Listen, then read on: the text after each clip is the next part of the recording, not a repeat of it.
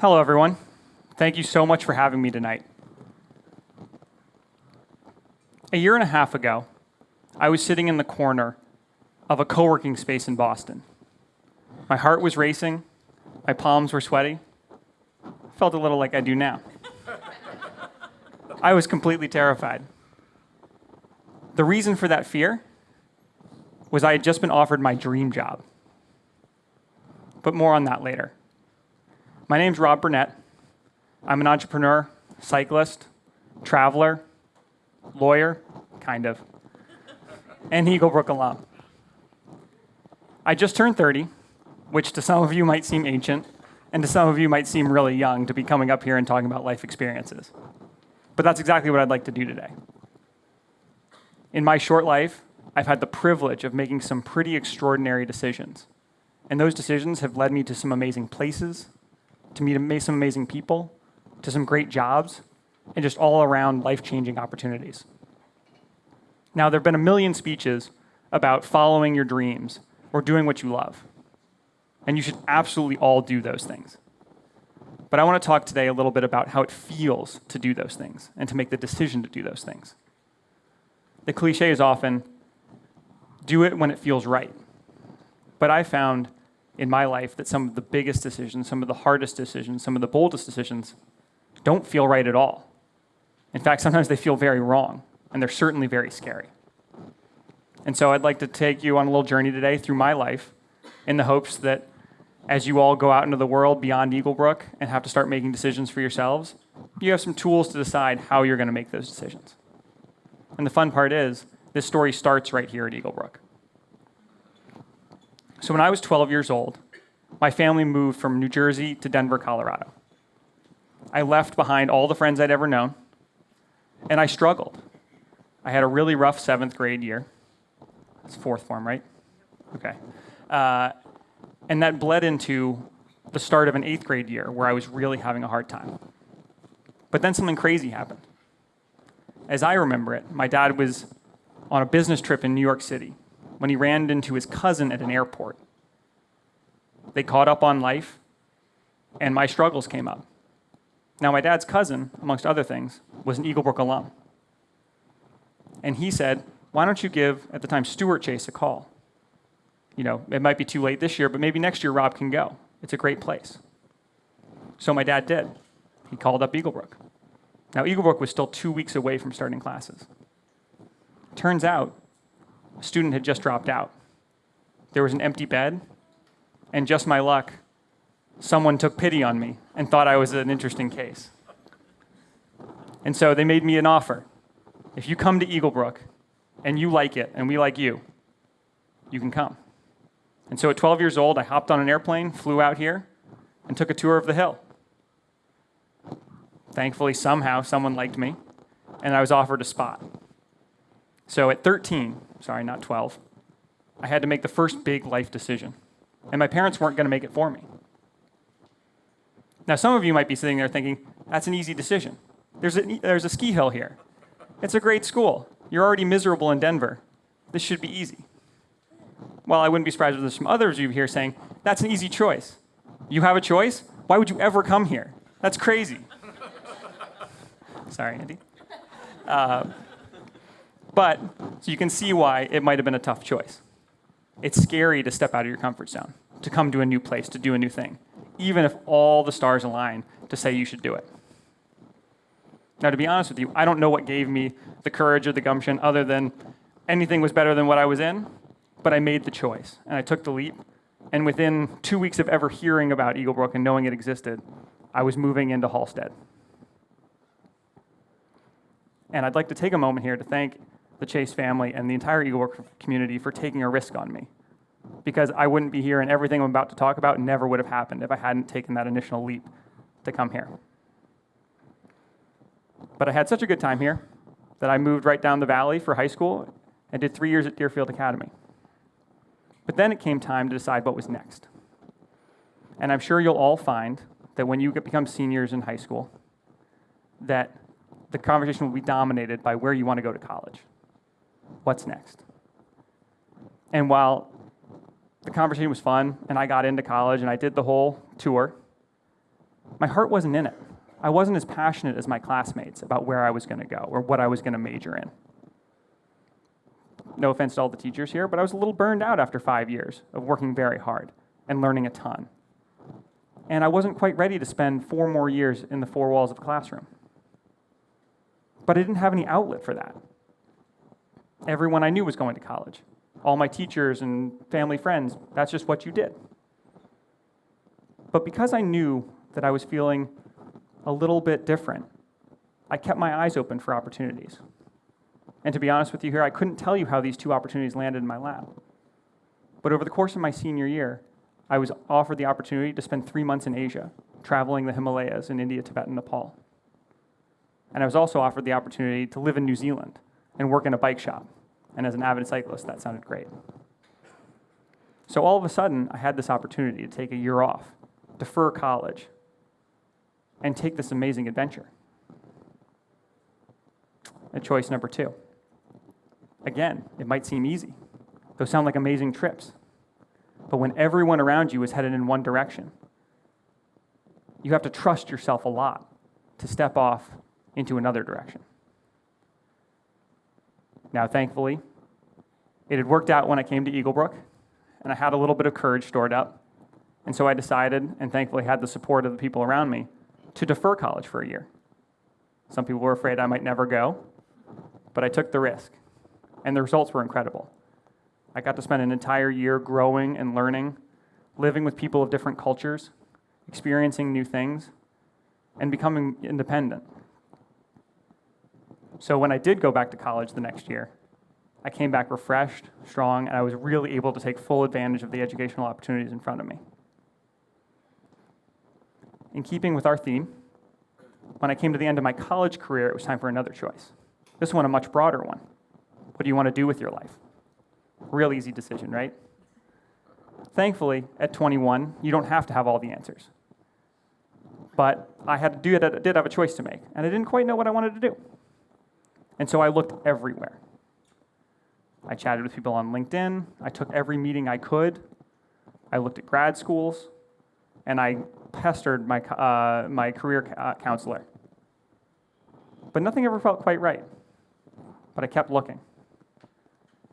And one coffee meeting during my winter break, my senior year, changed everything. I met a family friend. She had had a very successful corporate career, and she wanted to start something of her own. And so she had an idea. She wanted to start a tea company. All of that tea would come from Nepal. Now, you remember that year off I took. I had spent 6 weeks in Nepal, falling in love with the place, making friends there, and knowing I wanted to do something there. I loved it so much that during my junior year of college, I made the easy decision to go back and study abroad there. And I lived there for 4 months studying entrepreneurship and development. So when Maggie came to me asking if I wanted to help her start this tea company, I was intrigued. I went back to school to finish my last semester, and I kept looking at other jobs. But I kept being pulled back to the idea of this tea company. It was a risk. I didn't even like tea. And I certainly didn't know anything about business. But I saw in front of me an opportunity to build something from the ground up, to work in a place that I was intrigued by and loved, and get an opportunity to try something completely new. The risk was it certainly wasn't a steady career. I didn't know if or when I'd get paid. And who knows, we could have been out of business in 6 months. But in keeping with my own little tradition, I decided to take the leap. I packed up my van at the end of college, drove out to Colorado, and helped Maggie start a tea company. And the result was I got to spend 3 years growing that company. Based in Denver, I got to travel back and forth to Nepal to pick teas. I got to go to Whole Foods where we were selling our product and give samples to people.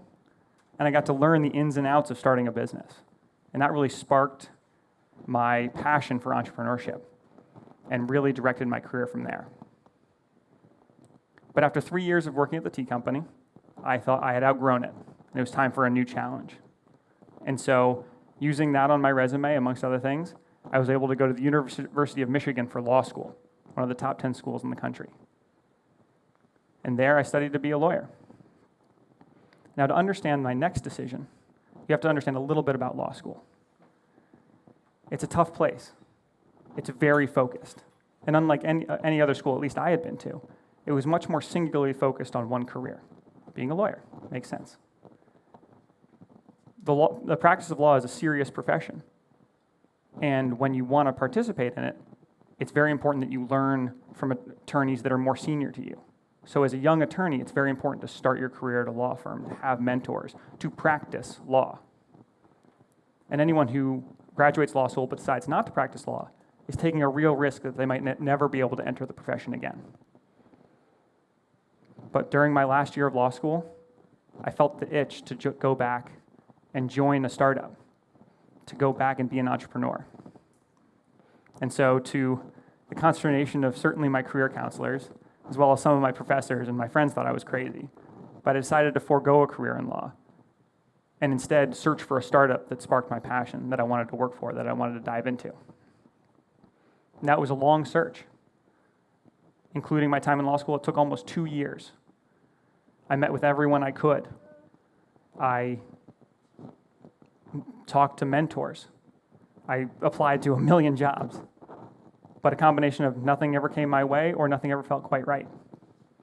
Finally, I was working in Detroit, helping accelerate startups, and had an offer on the table for a full-time position in Michigan, helping attract startups to the state. It was a good job. It was where I wanted to be. It would have paid nicely. And I had an offer on the table. As I was waiting for them to finish the paperwork, I kept my options open and ended up on a call with a guy named Jason, who had a little company in Boston called Net Capital at 5:30 on a Friday afternoon. After half an hour of talking to Jason, I knew I'd found the company for me. We had the same passions and the same dream for the future. But there was a problem. His was a small company. They couldn't just take a risk on anybody. And they were never going to hire someone they hadn't met in person. And I had an offer on the table that I was going to have to take. So on Monday morning, I shot Jason an email. And I said, I'm coming to Boston. I'm going to come to your offices, and we're going to meet and see if this will work. And he said, okay. So 2 days later, I bought a plane ticket, and I was on my way to Boston. And by lunch the next day, I had a job offer on the table from this company. And this brings us back to the beginning of my talk when I was terrified in the corner of a co-working space. And I had to make one of the highest stakes decisions of my life, certainly from a career standpoint. Not only had I already given up a law career, or at least certainly put it on hold, but now I was about to give up another steady, good, reputable job that would have had benefits and a nice paycheck to join a little startup in a new city I'd never lived in with 7 people that could be gone in 6 months. I was absolutely petrified. I called family, I called friends, and they all told me to trust myself. And still shaking with adrenaline, I left the corner, went back in the offices and shook Jason's hand and said, I'll take the job. And as a result, for the last year and a half, I've been absolutely loving it, helping build a really innovative financial technology company. And so that's a little bit of my story. I thought a lot about how I wanted to wrap it up for you all to try and impart some wisdom, if I have any to impart at all. So I'd like to leave you with 3 things. The first, and the thing I haven't spoken about today, is the fact that when you want to make bold decisions, I couldn't have made any of those decisions without a strong support network. First and foremost, my family, but also my community, my friends. I had people around me. So if I failed, I knew I had people to rely on. I knew I wasn't going to be ruined. And so as you go out in life, whether it's the Eaglebrook community, your family, wherever you go to secondary school, college, etc., keep your friends close. Build a community around yourself.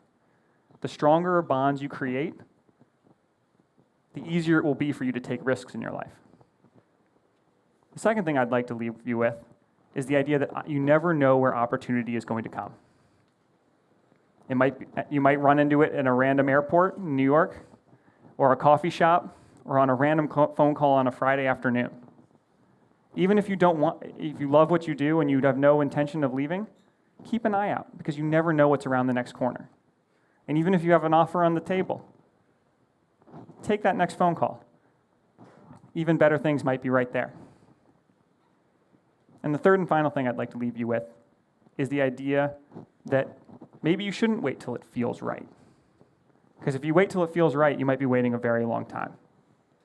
And so I urge you to trust yourselves, to embrace fear when big change is on the horizon, and dive in with both feet. Thank you all very much.